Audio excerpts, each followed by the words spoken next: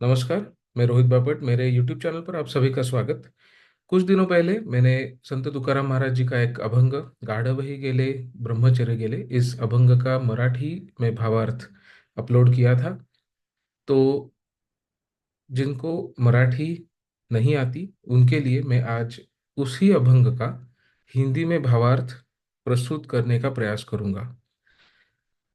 दोस्तों, एक बात थोड़ी ध्यान में रखना कि संत तुकाराम महाराज जी जो थे वो बड़े ही स्पष्ट वक्ता थे।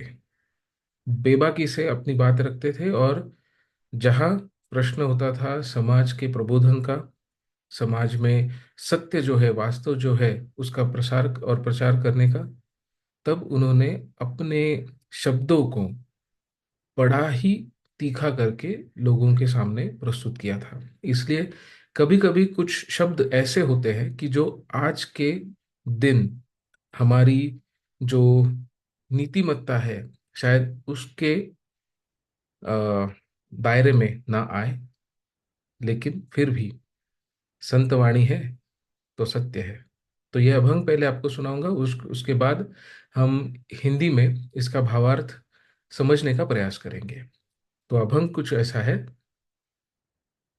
एक ब्रह्मचारी गाढवा झुंबता, हाणून या लाता पळाले ते, गाढवही गेले ब्रह्मचर्य गेले, तोंड काळे झाले जगा माझी, हे ना तैसे झाले ना तैसे झाले, तुका म्हणे गेले वायाची ते। अब इसका भावार्थ समझते हैं।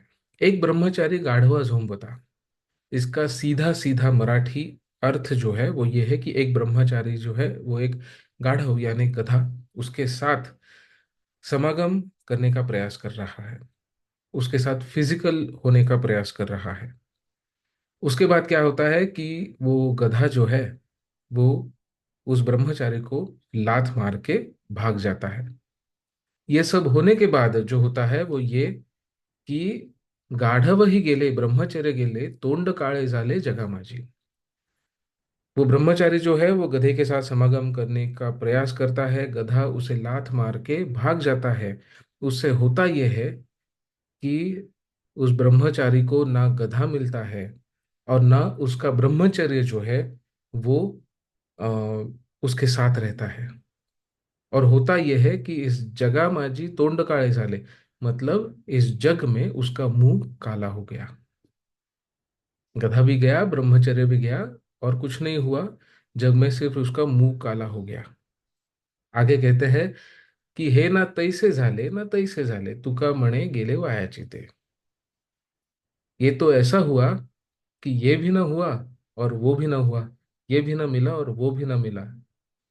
तुका म्हणे मतलब तुकाराम महाराज कह रहे हैं कि वायाची गेले थे, सब कुछ बर्बाद हो गया, कुछ नहीं हाथ आया। अब इसका भावार्थ समझते हैं। अब इसे यूं ना समझिए, जैसे मैंने कहा कि स्पष्ट वक्ता थे तुकाराम महाराज जी, तो उनके शब्द कभी कभी थोड़े कटु भी होते हैं, जिसे हम अपनी दैनंदिन जिंदगी में बोलते नहीं है। भावार्थ कुछ ये ऐसा है कि स्वार्थ, परमार्थ और संसार, इसमें हम जीते हैं सारे लोग।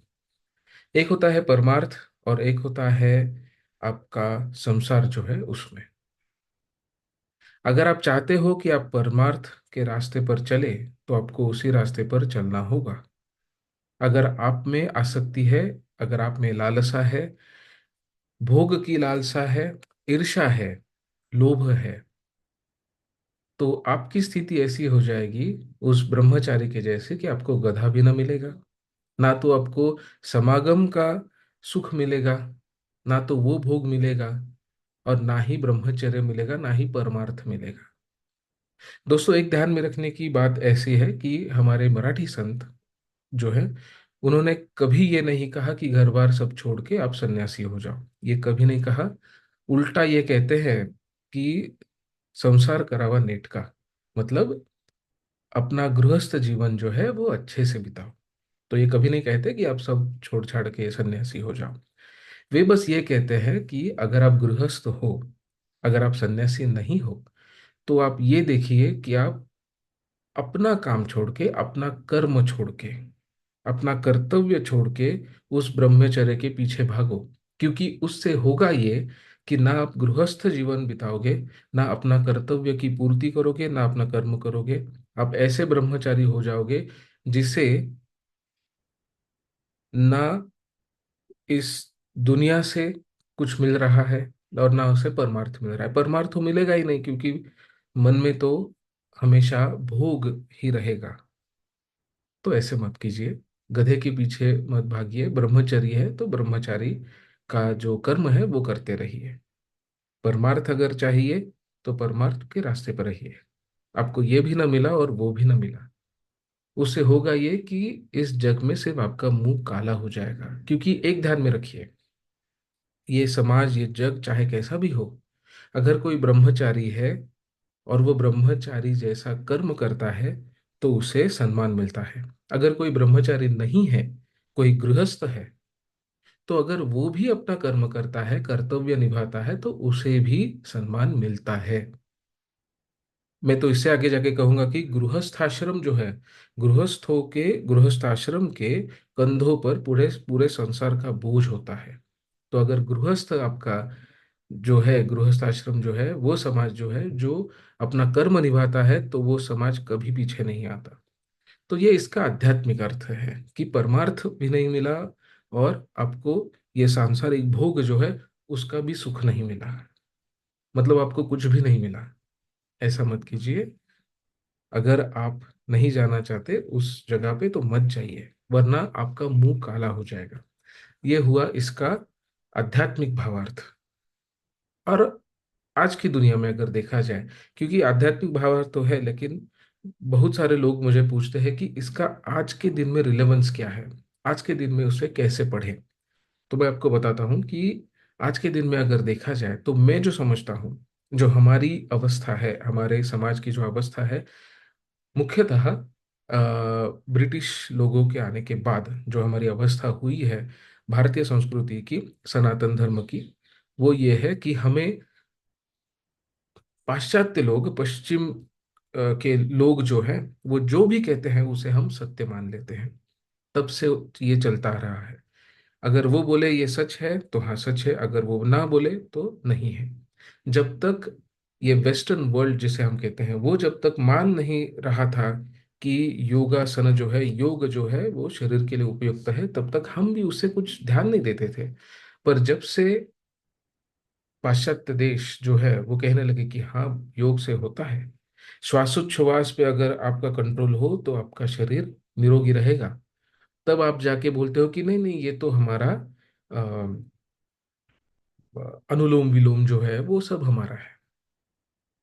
ऐसे नहीं चलेगा। हमारा समाज का, हमारे समाज की समस्या ये है कि ना हम पूर्ण तरह से भारतीय हैं, ना हम पूर्ण तरह से सनातन के मानने वाले हैं, और ना हम पाश्चात्य हैं। पाश्चात्य तो आपको वैसे भी मुंह नहीं लगाते, तो वो छोड़ दीजिए। आपकी अवस्था उस ब्रह्मचारी के जैसी हो गई जिसे गधा भी न मिला और उसका ब्रह्मचर्य भी ना रहा। ब्रिटिश लोगों ने और उनके बाद उनके जो भी तथाकथित समाज सुधारक जो भी थे, उनके कहने से आपने अपना धर्म छोड़ दिया, अपने भगवान को छोड़ दिया, आराधना छोड़ दी, साधना छोड़ दिया, सब कुछ छोड़ दिया। और आज अपने समाज में आपकी अवस्था यह है कि ना आप पाश्चिमात्य हो, ना आप पाश्चात्य लोगों जैसे हो, और ना आप भारतीय हो। आप बीच में कहीं तो लटक गए हो, आपका मुंह काला हो गया है। हम आज भी ये प्रयास करते हैं कि कुछ भी हो जाए कि लेकिन पाश्चात्य देश जो है वो हमारी कहने पर मुहर लगा दे, तभी हम मानेंगे कि ये सच है। हम देखते हैं कोई कंपनी जो है वो कुछ ना कुछ रिपोर्ट दे देती है और अपना स्टॉक मार्केट ऊपर नीचे हो जाता है। इतने हम मानसिक तरह से गुलामी में जा चुके हैं। संत तुकाराम महाराज जी को वो तब भी दिख रहा था। मेरे हिसाब से आज के दिन में जो रिलेवेंट है, जो हम देखते हैं आजू बाजू, उसके हिसाब से ये अभंग का ये भी एक अर्थ है, जो जो मैं जो समझता हूँ। आध्यात्मिक अर्थ तो मैंने आपको बता दिया। मैं आज के जीवन में, आज के संदर्भ में ये बताना चाहता हूँ। तो जो भी ये वीडियो सुन रहे हैं, देख रहे हैं, उनको बस बोलना चाहता हूँ कि आंखें बंद करके जो पाश्चात्य जो लोग कहते हैं उसे सच मत मानिए। वरना ये हो जाएगा कि आप ना भारतीय हो रहोगे, ना आप सनातन के मानने वाले रहोगे, और ना पाश्चात्य हो जाओगे, आपके बीच में कुछ तो हो जाओगे, और आपका मुंह काला हो जाएगा। हमारी अवस्था यही है। हमारी अवस्था वो है जिस पेड़ को आपने अपने जड़ों से काट के किसी और जगह पे माटी में डाल दिया। उस पेड़ का कुछ नहीं हो सकता। अपने मूल से, अपने रूट्स से जो बंधा नहीं, वो पेड़ जिंदा नहीं रहता। तो बस ये याद रखिएगा कि हम भारतीय हैं, हमारी संस्कृति जो है वो है, और उसमें कोई लज्जा की बात नहीं। अगर हम हिंदू है तो है, उसमें क्या है। तो ये सोचिएगा, जो मुझे रिलेवेंस लगता है आज की दुनिया में। अभी भी हमारे समाज में बहुत सारे लोग हैं जो गाली देते हैं, तो उनको देने दीजिए। आप ये समझिए कि हमें उस ब्रह्मचारी जैसा नहीं होना है जिसे कुछ भी न मिला हो। अपने पथ पर रहिए, अपनी संस्कृति, अपनी भाषा, अपने धर्म पर चलिए, प्रयास कीजिए। मैं किसी दूसरे को गलत नहीं कह रहा हूं। मैं अपने आप में, समाज में जो गलतियां हैं उन्हें गलत कह रहा हूं, और उन्हें सुधारने का प्रयास करने की कोशिश करने को कह रहा हूं। अगर ये भावार्थ आपको अच्छा लगे तो जरूर दूसरे लोगों तक पहुंचाइए।